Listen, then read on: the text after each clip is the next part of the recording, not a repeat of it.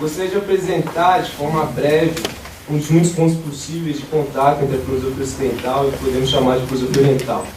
Então, o ponto é a crítica da noção de identidade, tal como ela aparece no budismo, a partir da temática tradicional dos 5 skandhas. É a clássica crítica do filósofo escocês David Hume, segundo suas considerações encontradas no livro 1, na parte 4, mais especificamente na seção 6, do seu Tratado da Natureza Humana. A partir dessa comparação, se der tempo, eu vou tentar salientar 3 pontos que eu creio que são importantes quando a gente pensa em relação entre filosofia ocidental e oriental, que é a diferença de método, a problematização da metafísica e as consequências éticas. Talvez vocês saibam que um dos aspectos centrais do budismo é sua recusa a qualquer tipo de conceito de substância, de identidade, de fixidez e de fundamento. Então a negação aparece, podemos dizer, de forma muito resumida, de uma forma tripla. Recusa da ideia de Deus ou de um princípio absolutamente transcendental que organizaria o mundo, aquilo que a gente normalmente chama de ateísmo do budismo. A recusa da noção de substância como um fundamento inerente a toda experiência do mundo físico. A temática da vacuidade, que foi bem tratada aqui, ou da gênese condicionada de todos os fenômenos, ou seja, da interdependência da relação das coisas e da falta de uma essência individual e original. Por último, a recusa da ideia de self, ou da ilusão da identidade, aquilo que chamamos de doutrina do Anatman, ou a doutrina do não-eu, que não é, na verdade, uma doutrina, isso é um pouco equivocado a gente falar, afinal seria um pouco engraçado dizer uma doutrina do não-eu, que é uma doutrina do eu. Na verdade, se trata de uma crítica a toda a doutrina do eu, isso vai ser importante, a gente vai ver por quê. Apesar da necessária relação que existe entre esses 3 tópicos clássicos do budismo, farei o possível para me centrar apenas no terceiro. A pergunta que se coloca então é: como é que o Buda é capaz de negar essa que talvez seja a ideia mais óbvia e clara a todos nós, a saber, a ideia do eu? Basta nesse sentido lembrarmos como é a certeza imediata da subjetividade que permite a um filósofo da envergadura de Descartes, por exemplo, iniciar um movimento que marcará para sempre toda a filosofia ocidental. Movimento esse que consiste em fazer da certeza imediata da subjetividade solo fundamental para toda a reflexão filosófica que advém, posteriormente, ou seja, qual é o ponto arquimediano pelo qual eu posso começar uma reflexão. Resumidamente, a explicação budista tem a seguinte forma: quando observamos o mundo, e aqui é importante perceber, nas palavras do William James, o empirismo radical ao qual o budismo se atém. Quando observamos o mundo, não podemos encontrar nele nada que não seja gerado a partir de uma combinação de causas e condições. Se tal enunciado parece banal, o budismo irá levá-lo ao seu extremo, pois se trata de retirar daí a seguinte consequência: absolutamente nada tem existência própria, nada tem uma existência completamente independente. Em outras palavras, nada pode ser causa de si e existir em si e por si mesmo. Definição clássica de substância na metafísica ocidental.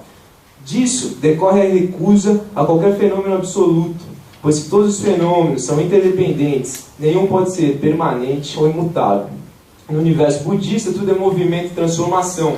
Daí as 2 qualidades básicas de todo fenômeno, aquilo que a doutrina costuma chamar de o selo do Dharma, ou seja, qual que é a característica mais básica da realidade fenomênica: impermanência e ausência de individualidade. Essa sim, daria para falar muita coisa, mas eu tenho que ir um pouco rápido, Tendo tal esquema em mente, podemos ir diretamente à argumentação sobre os 5 skandhas. Skandha é comumente traduzido do sânscrito como agregado. Na verdade, com essa palavra, o budismo quer nomear aquilo que constituiria a noção de individualidade, ou seja, as causas e condições para o surgimento da ilusão do eu.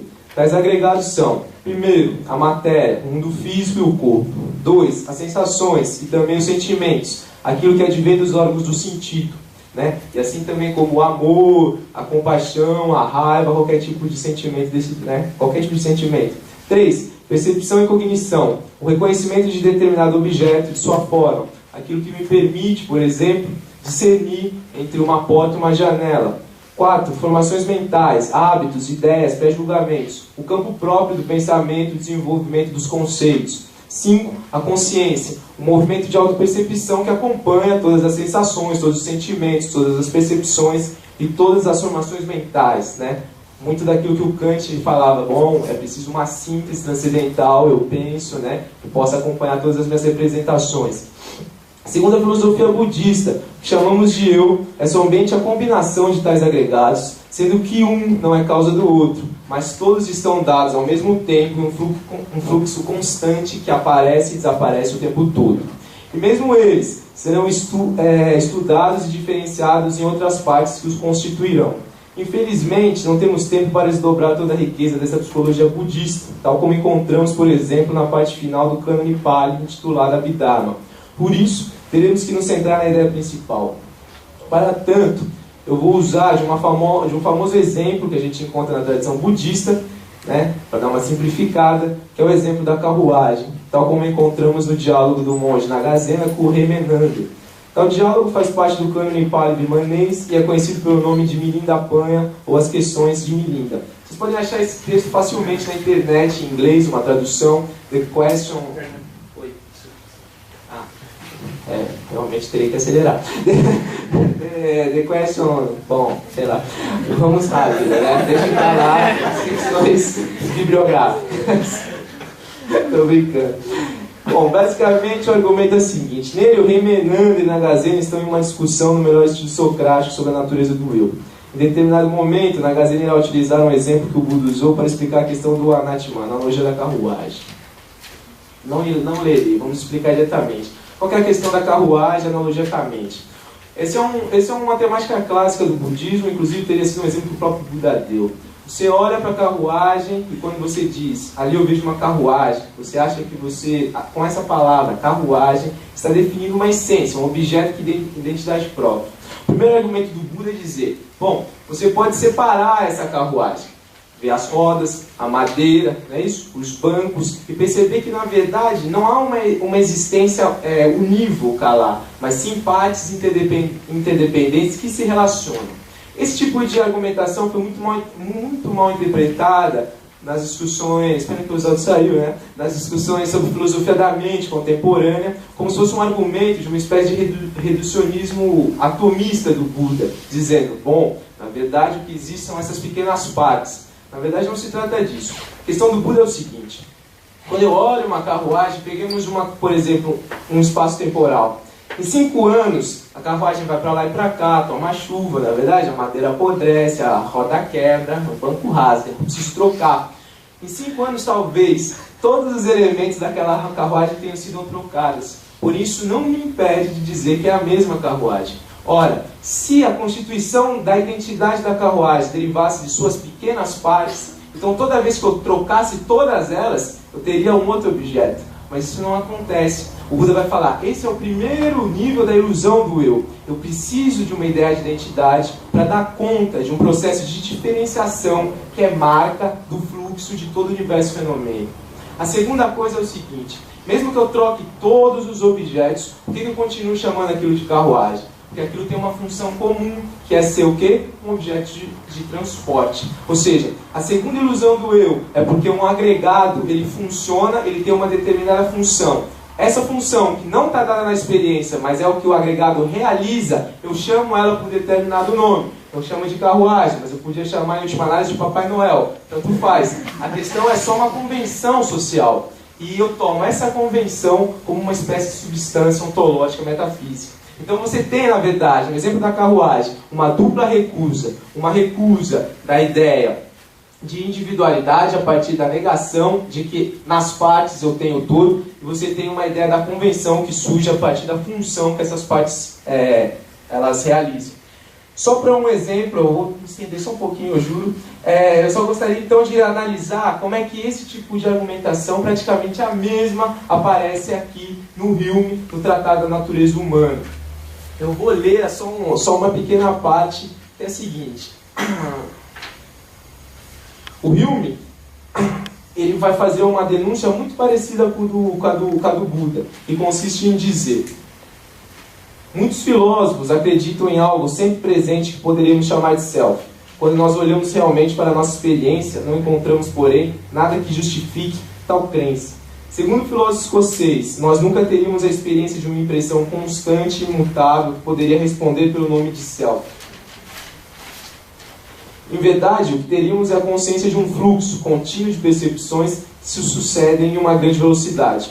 E aqui é muito interessante a passagem do Hume. Quanto mais penetro intimamente naquilo que denomino o meu eu, sempre deparo com uma outra percepção particular de calor, frio, luz ou sombra, amor ou ódio, dor ou prazer. Nunca aprendo a mim mesmo em momento algum. Ou seja, é razoavelmente o mesmo argumento do Buda, né? Quando eu volto para mim mesmo, o que eu vejo são os 5 skandhas: percepção, sensações, formações mentais. Eu nunca apreendo uma entidade que persistiria o tempo todo, sempre presente no tempo.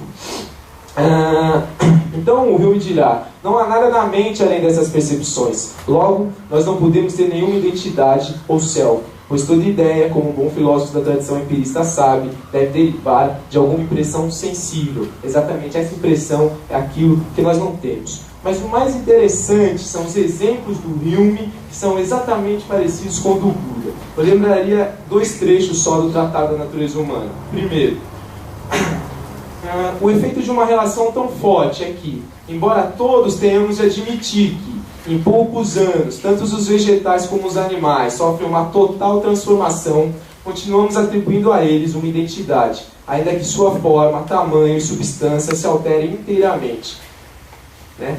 Mais ou menos o mesmo argumento daquele da carruagem. Mesmo que eu troque tudo, mesmo que as peças tenham apodrecido e eu troco, eu continuo, porque eu preciso de uma identidade para dar conta da sucessão de diferença dentro do tempo. E a segunda é o seguinte: outro artifício, no entanto, permite induzir a imaginação a avançar mais um passo. Produzir uma referência das partes, umas às outras, e uma combinação tendo em vista algum fim ou propósito comum. Um navio que teve uma parte considerável alterada por sucessivos concertos ainda é considerado o mesmo. A diferença do material não nos impede de atribuir a ele uma identidade. O fim comum, ou seja, a função para o qual as partes conspiram, permanece o mesmo ao longo de todas as suas variações, permitindo à imaginação realizar uma transição fácil de uma situação do corpo a outra. O mesmo exemplo o Hume vai dar em relação a uma igreja que é destruída e que é reconstruída. De maneira análoga, posso dizer, sem nenhuma impropriedade de linguagem, que tal igreja, que antes era feita de tijolos, foi destruída, e que a paródia reconstruiu a mesma igreja em pedra de cantarina, seguindo a arquitetura moderna.